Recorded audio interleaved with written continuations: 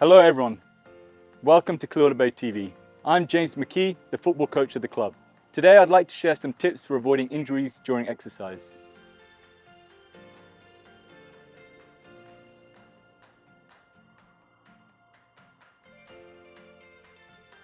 Before a match or training, we'll focus on three main areas to make sure you don't get injured and also that you're ready to perform the exercise. The first one is mobility around a joint. So a joint that you're going to use in that activity, we try and increase the range of motion.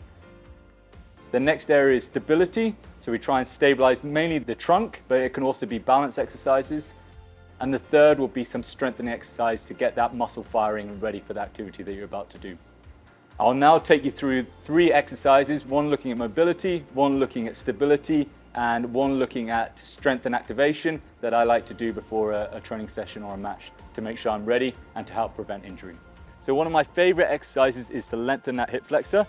So what I do, so one leg goes forward and I try and get my elbow to the ground so my back leg is straight. So I'm lengthening that hip flexor and then I'm going to rotate 3 times.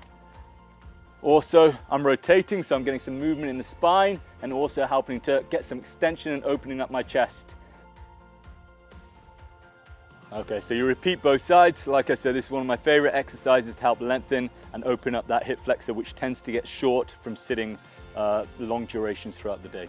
The second exercise is for stability, and it's called cat-cow. So you go onto all fours, knees under hips, hands under your shoulders, and then at the same time, you're gonna lift your right arm and your left leg goes back. You're gonna hold, and then you're just gonna switch sides. For this exercise, you're trying to limit the movement at your trunk so you get as little movement as possible. So you're keeping your core strong. This is also help to activate your glute and your shoulder and upper back muscles. The third exercise is a strengthening exercise for your glutes, and it's called a glute bridge. So again, when you're sitting, your glute tends to lengthen and is not active. So what we like to do is activate it before going out on the pitch. So you want to lie on your back, knees bent, and then you're just going to push your heels through the ground and lift your hips up, hold, and then come back down. Lift up, hold. As I'm doing this, I'm really trying to work on my glute contracting and then come back down. When you come up, you can try and be explosive. Hold, and then go back down. Before getting the ball, we'll do some dynamic exercises to copy some of the exercises that we'll do on the pitch, but in a more controlled way.